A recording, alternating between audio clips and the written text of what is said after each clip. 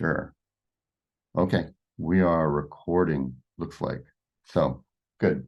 Um, let's talk about what we're going to do today. I'm going to do some things with chords and scales so you can start to see how when you group certain chords together, they make structure in music, and how actually music is not that complicated when you think about the chords you're using. I know there's a lot of them out there, but you'll see how they organize. And as you master that, then you can get really good at thinking about and chunking information in a song together, and even maybe write your own because there's patterns or formulas that we use.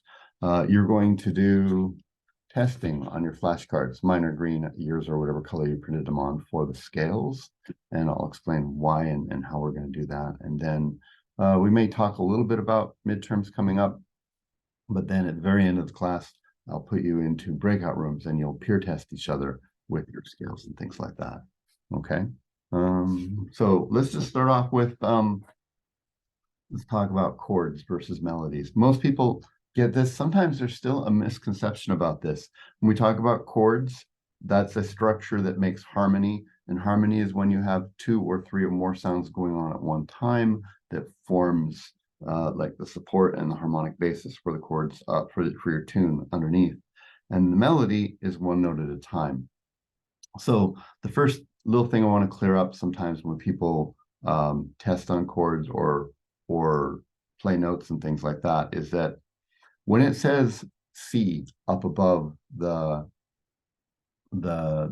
tune or the sheet music you have there, it means to play a C chord, and that means to play that right there. And I think most of us understand that, but I just want to make sure we understand that this here, that's the C note. This is A, B flat, B, C, okay? That's not a C chord, that's a C note, right? It's a single pitch, right? The C chord is that.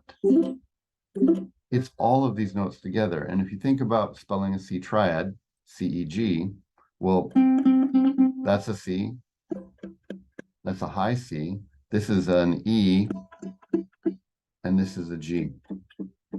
So if I ask you to play a C note, you play this one, or if it's middle C, you play that one. And you can find these in other places, right, on the instrument.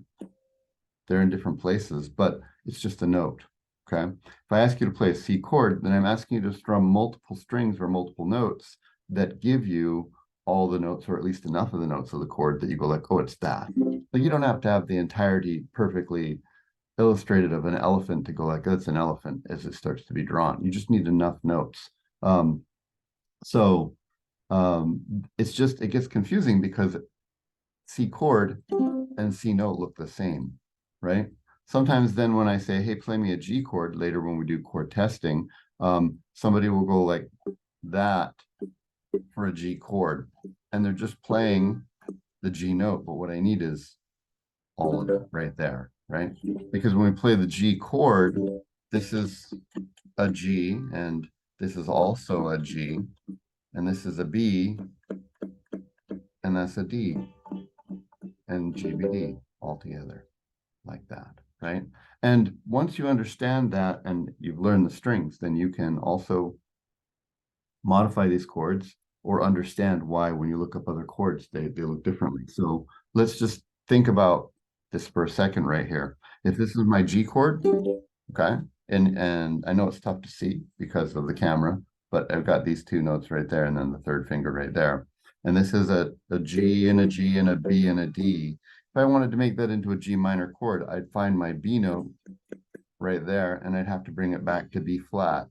So I'd have to refinger from here to bring that one to there. And then the other notes stay the same because there's my G and my G, and there's my B flat, and there's my D.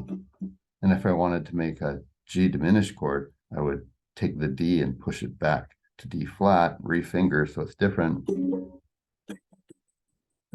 like that. And so you can just, make those two things different. Not all chords that we play have to have all notes played as well. Sometimes you can just omit playing a string, and you'll see this a lot on guitar, less on ukulele because we have less strings. But for instance, let's see, like if I wanted to play up here, this shape right here makes a nice minor chord, but sometimes that note doesn't fit. Like if I play here, you can hear there's dissonance there. This note no longer is in the chord. Now I can learn how to grab that other note in the right place, like this. But sometimes I can just play that many strings. Also, you don't have to play always to the first string. You can play up the chord to wherever the melody is. So let me give you an example. You all know how to play Lavender's Blue, right? So if I wanted to harmonize that, I don't have to, I know there's a C chord going on underneath that, and the C chord is played like this. So if I wanted to, I could just strum as much of the C chord that fits underneath each note. So my first note is here. So maybe I just go like this, right? And then the next note is there. And so I go like this. And then here, right? And then the next chord is an F chord. So I make the F chord and I play the C from the melody with my pinky. And then the next chord is a G chord, and that's my highest note right there. And then I will remove that so that I'm playing the G chord, but I've opened up the A. And that's how you start to harmonize and play it along with it. And so, you know, lots of different styles can be added on that. If I wanted to play claw hammer style, I'd be like,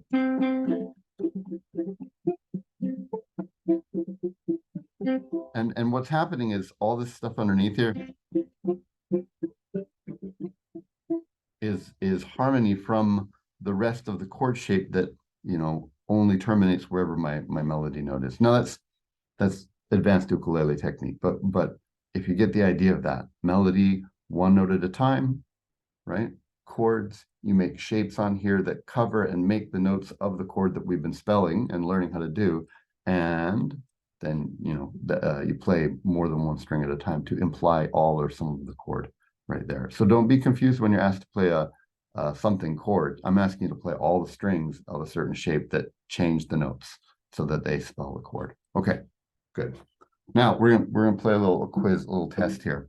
Today you're and we're still talking about chords, but I'm gonna get you ready for your test as well.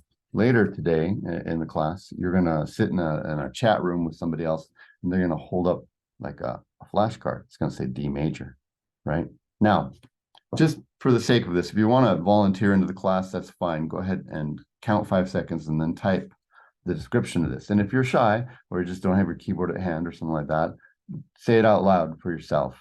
How would you answer this? And the answer for the test would be, I'll wait for a second, you can type or not, or you can maybe just give me a thumbs up afterwards if you got it. I'd say D major has 2 sharps, F sharp and G sharp. Yeah. Okay. And this should hopefully be review for lots of people. Nobody should be going like, oh no, I'm going to fail today. I mean, if you do, then it's good we caught this now. But that's what you do. Now, and hold on, if I said B flat, wait 3 seconds before you type it.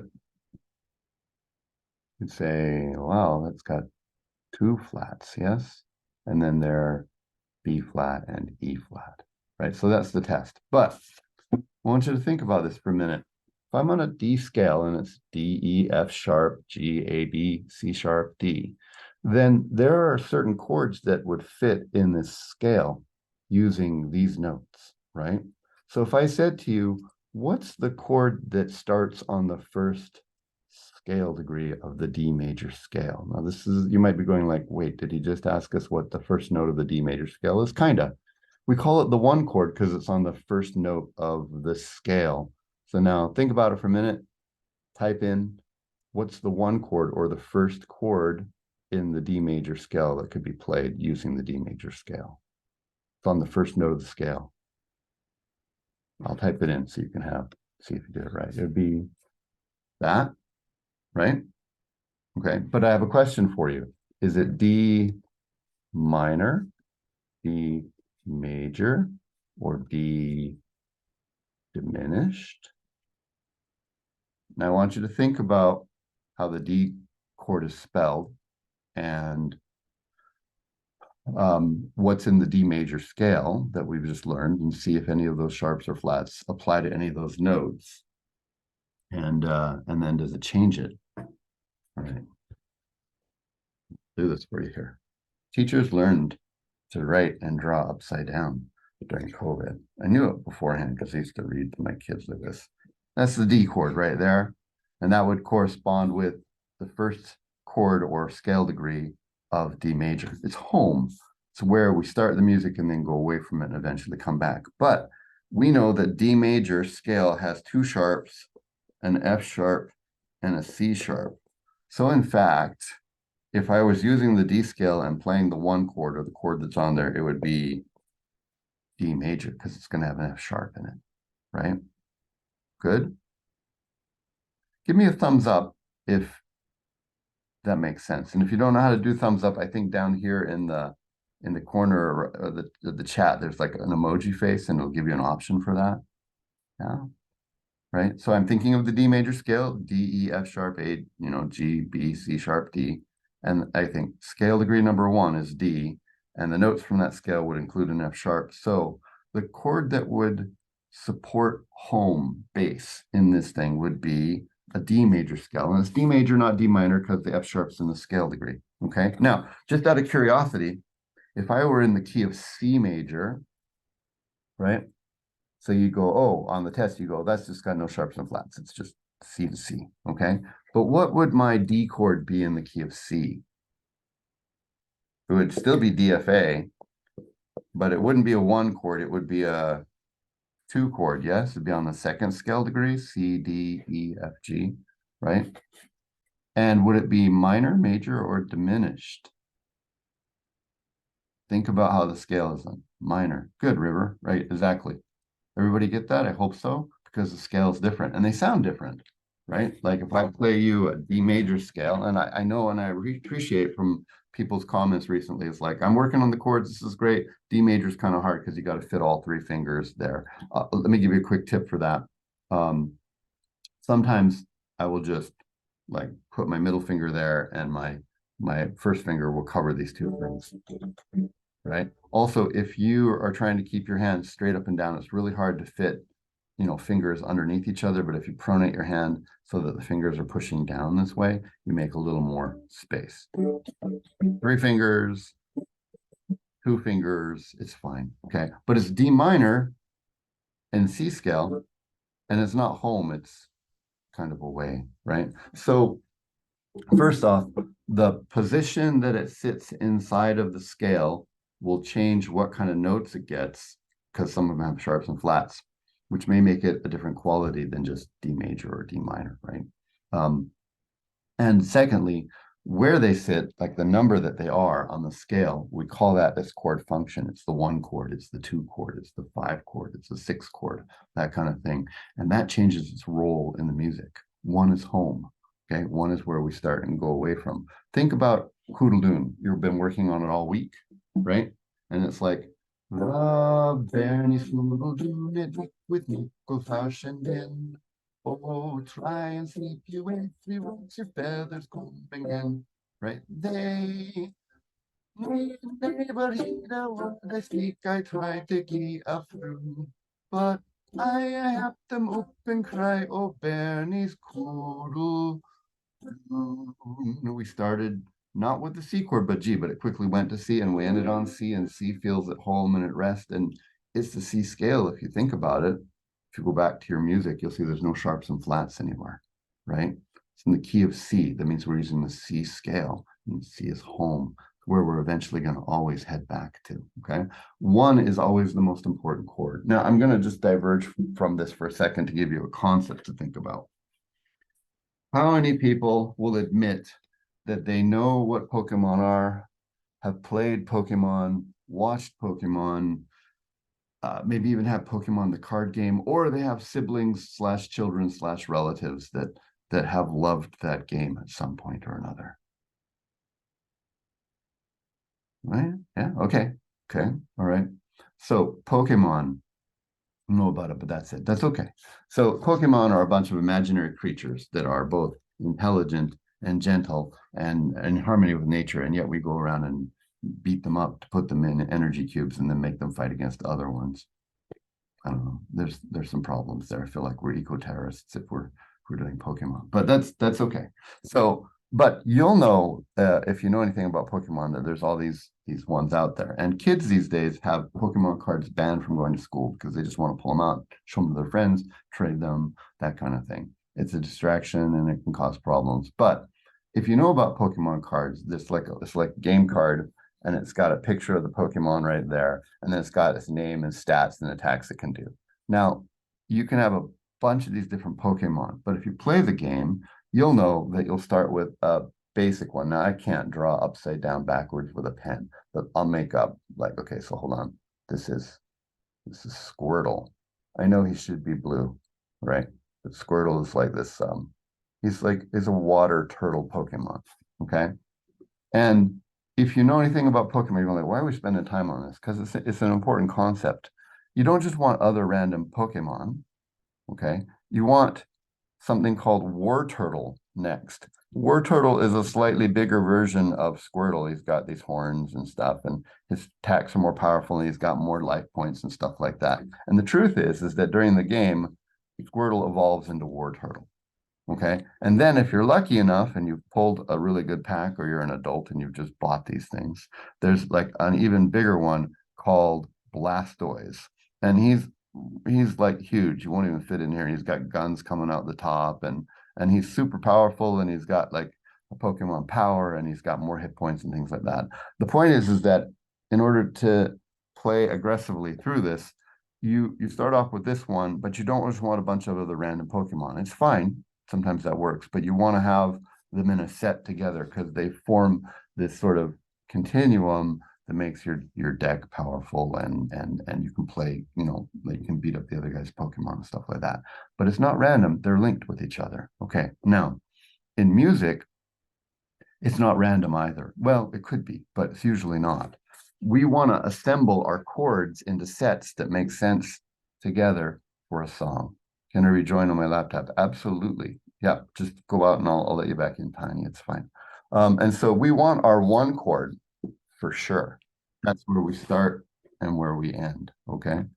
But you got to ask yourself what other chords, because there's a 2, 3, 4, 5, 6, and 7 chords are important. And the next most important one is 5. Okay. And I need you to think about that for a minute. So I want to go back 1 and 5. And these refer to the chords that are built on the scale degrees in a scale, or when you're in a scale, you call it a key. All right. So now let's go back to our original.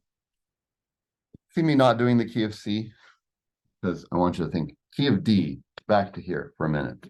Here I am, I'm playing my 1 chord. Okay, good. What's my 5 chord? Now, if you know it, don't blurt it out quite yet. Just, like take a second and think about that. How are you going to find that? You can count up the scale, counting with D as 1, and get there. That would work. Do you also, can I give you a trick? Do you remember how we've been spelling our chords? Root third, fifth? Those correspond with the, distance up. So if you were, well, go ahead and type it into your chat if you have it, or just say it out loud. Or if you have a cat or a dog there who's interested in what's going on, explain it to them. It's A, right? D, E, F sharp, G, A. Or you could have gone, I cheat, D, F, A. It's A, right? And that would work. Now, next question. Is it A minor, A, C, E? Is it A major, A, C sharp, E? Is it A diminished, A, C, E flat? You need to think about the scale, right?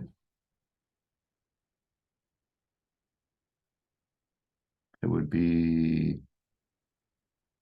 A, C sharp, E, wouldn't it? Because the D scale has F sharp and C sharp, right? So D, 1. Now my 5 chord would be A major. And in case you're going like, wait, have we talked about major chords with the ukulele? Yeah, actually, by default, if it just says C or A or D and nothing else, it's a major chord. Okay, so an A chord, when you learn to play A, that's A major. If it's something different than that, then they tell you. They say, oh, A minor or A diminished or something like that. Maybe that clears things up for people. Cool. So, okay. Now, I'm going to let you know one other thing. I'm going to type this in here so you can see it again. So the 5 chord is A or A major, right? But sometimes the 5 chord will have a 7th on it as well, meaning it goes up one more note, A, C sharp, E, and then another one on top, which will be a G note, is sometimes just the like A7 or C7 or G7. When it says 7 on there and no other modifiers, that's another acceptable form for the 5 chord. Let me play this for a minute. It has a little more pull, but it's the same thing. I'm going to play Lavender's Blue. Lavender's Blue, dilly dilly, F chord. Love, G chord, Vander's Green. Now, I want you to think about that in the key of C for a minute. I started on the C chord. I'm using a C scale, so that's 1, right? Lavender's blue, dilly dilly. So what's this chord right here? What's F chord in the key of C or the C scale? I know I just jumped from D to C, but this is how we're going to start thinking. F would be what scale degree in the key of C? 4. Good. And then G would be Vendors. That'd be my 5, right? Because it's 1 above. Green. I'm going to play, that's F, G, and C. I'm going to play F, G7, and C. Not G major 7, not G half diminished 7, none of these weird things that we're going to learn more about in the second half of the term, but just plain old G7. So Lavender's blue, dilly dilly, F. Love, G7, Vendors green. And it sounds good. It just is a little one note different and pulls a little harder to the 1 chord. So your 1 chord is always going to be a major triad on these major scales, and your 5 chord is also going to be a major triad on these scales, major scales. But sometimes it could be a 5-7 or like a G7 instead of a G and stuff like that. Now, let's talk about structure. If you have these 2 chords, you have everything you need to make most of a song. Okay. And if you think of it, like a lot of the easy songs we've done, like hold on.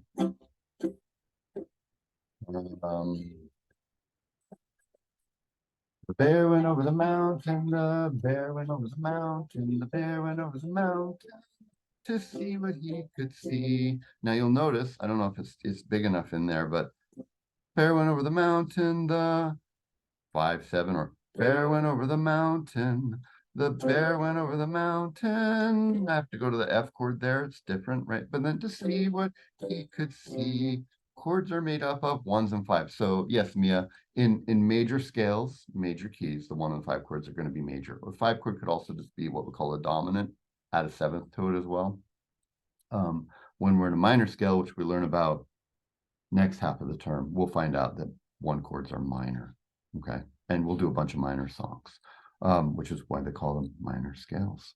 So now if you think of if the 1 chord and the 5 chord, they frame everything up. Like imagine you're building a house. You got to start with like concrete floors and foundations and then framing things up with studs and things before you add all the other stuff. That is that's the 1 and the 5 chord. Almost all all songs, phrases or ideas, gestures inside the song begin or end on the 5 chord or the 1 chord. Like for instance, again, I'm going to go back to the ones you're working on right now. Kudeldun, G7, that's my 5 chord, pushes us to the 1. Bernie's Kudeldun it, 4 chord leap with Muckelfausch and coming to the end of the line. Din, no, look, I ended on G. I'm in the C scale. That's my 5 chord. Oh, try and sleep you, starting on my 1 chord. Way free roads, your feathers coming in, right? They never heed a word I speak. I try to gee a phone, and on the 5 chord. But I have them open cry, oh Bernie's 5 Kudeldun. And it's not just songs that I make up on my own. It's like a whole bunch of most songs that are out there. And what I want you to think of, this is a really bad way to, no, actually, it's not bad. It's a good way. It's just, it's an analogy, and analogies always break down because they're trying to help you understand a concept by describing something adjacent. If you think about, I'm going to make your song be a hamburger. The most important thing in the hamburger is, well, the hamburger, right? So, it's like the protein in the middle.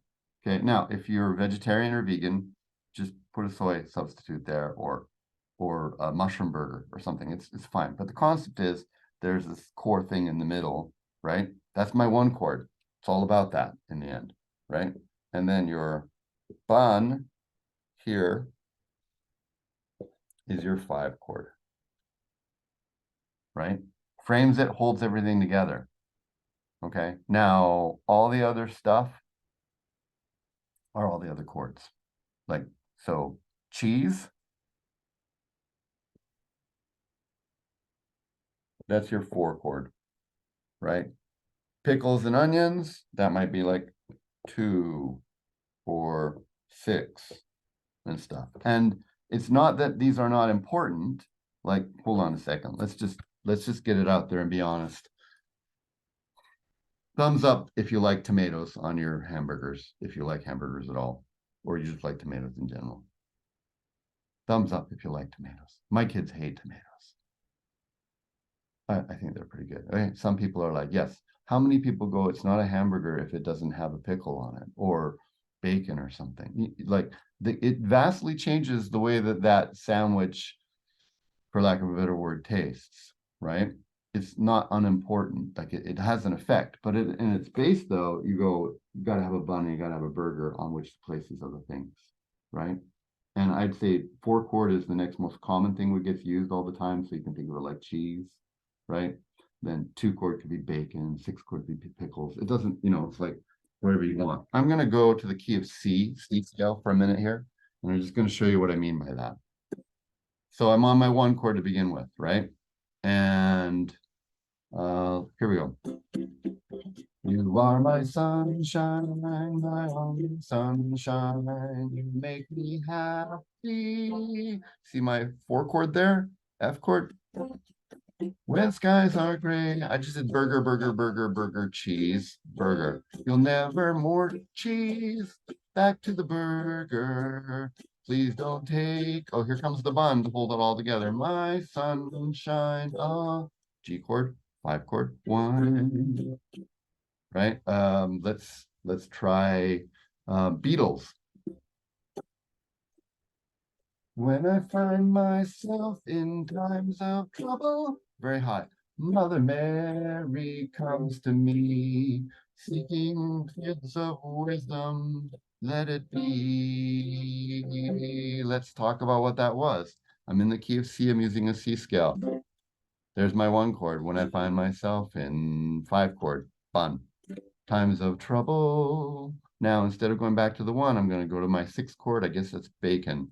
Mother Mary, cheese, 4 chord comes to me, speaking words of wisdom, and cheese, and the burger, right? And that's all there, okay? And you can make up all kinds of songs, but why is that important to know? Well, did you see how when I went like, you make me happy when skies are gray, in that one there, it was 1 and a 4 and a 5. Oh, by the way, Koodledoon and Lavender's Blue and like a billion other songs are also 1, 4, and 5. Okay, but let's say that's too low for my voice or too high for my voice. I could change the scale, couldn't I? So now this is where we're going to round things out, and then we're going to go into our scales testing in a little bit. But I want you to think about this now as a concept. And there's not like a big test on this, but you spend a lot of time working on chords and you spend a lot of time working on scales. And that's great. Like, you need those and you learn to play them too. We want you to start drawing on them so that music makes sense to you and so that you can synthesize the different parts and pieces. So let's say I want to do You Are My Sunshine, but I need it to be a little higher because I'm working with kids and their voices don't go as low as mine. So I'm going to go to the key of G, sorry, key of from C, I'm going to go up one more step. So instead of C, I'm going to use my D scale. So think for a minute. That means my one chord is D, right? You are my sunshine, my only sunshine. Now I was going to my 4 chord, but now I need to think, what's my 4 chord in the key of D? So you're going to have to think up the scale until you get to note number 4. I'll give you a second for that, and then I'll play it. You don't even have to type it in, okay? 1 chord. You are my sunshine, my only sunshine. You make me happy. D, E, F sharp, G. My 4 chord, cheese, is a G chord. When skies are gray, you'll never know, dear, how much I love you. Please don't take my second to last chord is my 5 chord, so I have to go D, F, A. It's an A chord. My sunshine away. Right there. Now, what if the kids go like, no, actually, it needs to be much, much lower? Well, do we know our chords for maybe key of A? Could we try key of A for a minute? A scale? So now I will take a moment here and let you think about this. If I'm in the A scale, then my 1 chord is going to be A. Yes? What's my 4 chord going to be? So you need to think about this because you got to spell your A scale in a minute here with other people.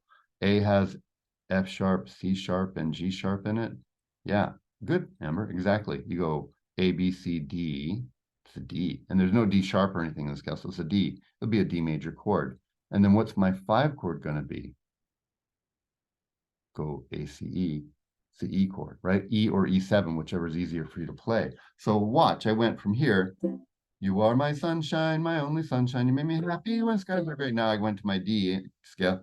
You are my sunshine, my only sunshine. You make me happy when skies are. Now I'm going to go to the key of A. So I'm going to start on the A, change its function because of where it sits in the scale. It's really high or really low. You are my sunshine, my only sunshine. This is going to be really high for me. Shall I just do it? Record it, break my voice? Going to the D chord. You make me happy. An F sharp up there. When skies are gray, you'll never know, dear, how much I love you. Please don't take. Going to my 5 chord, the bun that's holding it all together. My sunshine away. Right? And oh, that's too hard. Now, why would we change key? Why would we do that? Could be to make it easier for a voice to sing in. Some instruments are easier to play in other keys, certain keys than other ones. It could just be because as a songwriter or performer, you like the color or darkness or richness or brightness of it, both in the timbre of the instruments and the voices, or just in general, you feel like it feels a certain way.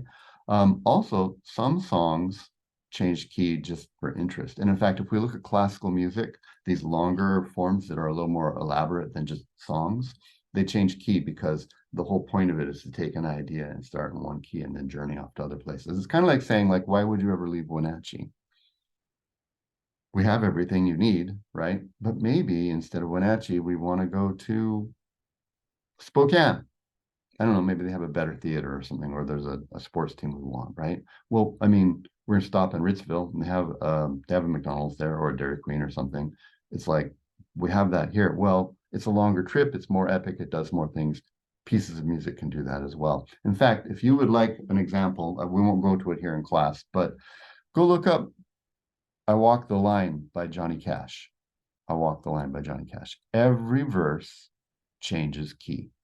Every time he does a new verse, the music is the same, but it goes from really low to really high and then back every verse back down to really low again. And so there's this underlying invisible structure happening in the piece where it gets brighter and then darker again. And so changing key is actually really important from a musical interest point of view. The other thing is you can now start to conceive of songs not as individual chords, but as patterns. Like, do you remember when we did the A, B, C, D, and then E, F, G, and then G, F, E, D, C, B, A? Well, I was in the key of D.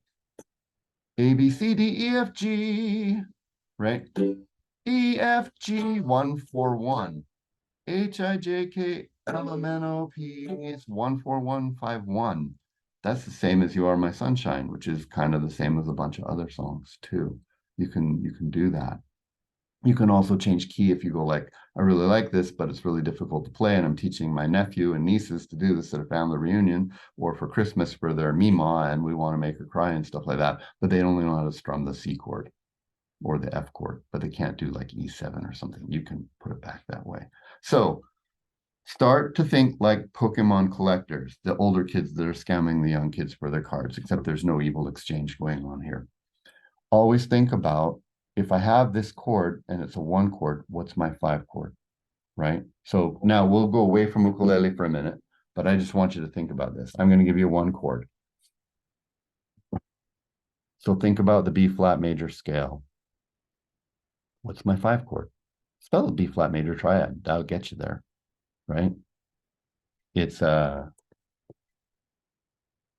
this, yes? Not that, because F sharp's not in the B flat scale. So B flat and F are 1 and 5 chords. They are the burger and the bun, right? And what if I was in the key of G? G is my 1 chord.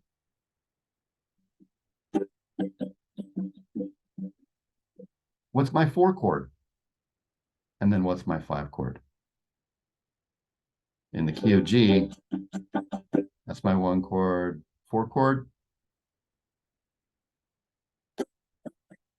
C, and then 5 chord, D, and then back to here, right? And so you want to think of them as collective sets. You want to put them together because most songs can be boiled down to the 1 and the 5 chord and a smattering of other chords. Now, there are more complicated songs that will borrow chords and things and temporarily go into other scales and stuff. So I don't want to mean that it's only going to be that way. And that's good because we want to have music have lots of options for us, right? But yeah, start thinking of them that way. Now, on the midterm, there will be a couple tests saying, if I'm in the key of G, what's my 1 and 5 chord? If I'm in the key of D, what's my 1 and 5 chord and stuff? But there's not too many videos coming up that have you do that. In fact, it's in the final too, because we want you to think holistically, globally about this. And whenever we do songs and things now, you want to start going like, where's home? That's 1. Where's away? So for instance, you'll be doing in the second half of the term, you'll be doing Sway. Do you remember the song Sway? When marimba rhythm starts to play, dance with me, make me sway, like a lazy ocean hugs the shore, hold me close, sway me more. Now it's a minor key in a minor scale. So the 1 chord is going to be minor, but the 5 chord is still going to be major or 7 chord, right? It's like with a 7th on it. And that's in the key of A minor. So I'll just think for a minute, like A minor will be my 1 chord because it's a minor song. It's a different scale, right? We'll learn those. What's my 5 chord? A minor, and then E. In this case, I'm playing E7 because it's got a little more pull, right? And even the more complicated songs do that. So we're going to build our ideas around that. All right. We need to put you in breakout rooms. So I have a class at 9 that I have to teach. But what will happen is I'm going to put you in breakout rooms, and I'm going to share screen just for a second. If you haven't already done this, you should go over to the October 20th Zoom, and there's this peer evaluations. Now, even if you don't print this out, have it handy, right? You're going to test each other on C, G, D, A, F, B flat, and E flat. Okay? Those are the ones, not the hard ones, just those basic ones. You're going to randomize your flashcards, or if you don't have your flashcards, you're going to randomize this list, and you're going to show the flashcard to the person in your break room, and then they're going to describe it to you. They're going to say, A major. It's got 3 sharps, F sharp, C sharp, and G sharp, right? Tell you how many they have and what they are. And then you just keep track. What's their name? And then sort of on this level. Did they get it? Great. did they get it, but did they have to go like, and you can see they're thinking through it and it took more than 3 seconds? Not like 1, 2, 3, but like you kind of go like 1, 2, 3, and they're still sort of not quite there on a scale. Make a note of that. Or maybe they can tell you what it has, but like how many it has, but they can't tell you what those are. You're trying to help them see if they're really good at the scale, if it takes them too long, or if there's a piece of information they don't know because they haven't practiced it, or they get nervous or something like that. And then after you've done that, you're going to go over to, I'm going to go back out of this just a second. My screen is covered here. You're going to go over to report on peer testing of blue scale flashcards. Okay. And if we take this, you'll see that it's really a gentle thing. It says, who'd you test? Get their name, right? Okay. And then how many of the 7 scales did they get right in a timely manner? You know, you can just say all of them, all but one. If they didn't get one, which one, you know, it was slow, which ones were they, right? If they couldn't describe something, which ones, you know, what was it they couldn't describe? And if they got them all, you can just say this, they did it fine, or it's not applicable, not applicable. And then finally, it's like, tell me how you felt about being tested. Were you tested correctly? Were they mean to you? Did you have technology problems, or did it go all fine? Right? And you'll notice that these top ones here are worth like a half point, and then you get an honest chance to say, how do I self-assessed? Right? It's really important you get used to this kind of testing, and it's more of a litmus test to see how this goes. Also, there's a grand, evil, sneaky plan in place, which is, oh dear, where'd my Zoom thing go? I gotta go back here. No, there we are. Hold on. Is that so on your midterm, you'll submit videos of performance, you'll do some online Canvas things, and you will also play live for me too. So today you do a Zoom. We know you can get into Zoom. We know that you can hear me and see me. And you're today you're showing that your camera works and you can interact. Next week, we're going to have another Zoom, and that time you're going to test each other on ukulele chords, which means that you're going to tilt your camera and you're going to prove that you can get your ukulele in your hands in there, and you'll peer test again like that. So that by the time we get to the midterm, you've had a chance to deal with any technological issues so that you're comfortable, and also that you've been used to playing on camera and stuff like that. Okay. All right. If somebody has to go quickly to the next class and you get in your break room, just be vocal about that and say, please let me go first. Test them and let them go. Okay. And I will keep this open right up until 9 when I go to my next class down the hall. So if you get done, you can just leave. You do not have to come back. There's no more class. And then if you have a question though, please feel free to come back and ask me any questions you have up till that point. And of course, I can respond to you via email later. Okay. Schedule for today is up. Schedule for the weekend's up. Mostly you're just making doing videos and doing this kind of thing as well. And I'll be marking all your videos this weekend, so I'm looking forward to that. Thank you. We got 5 minutes of normal class, 10 minutes between transition. Let me make some breakout rooms. Breakout rooms. Says we have 1 breakout room, no, 2, 3, 4 breakout rooms makes 3 people per room. Okay, so test somebody, let them test you, let somebody else get tested then. All right. Good luck. Have fun. We'll see you later. And open all rooms. There you go. You have to hit join to go into your rooms.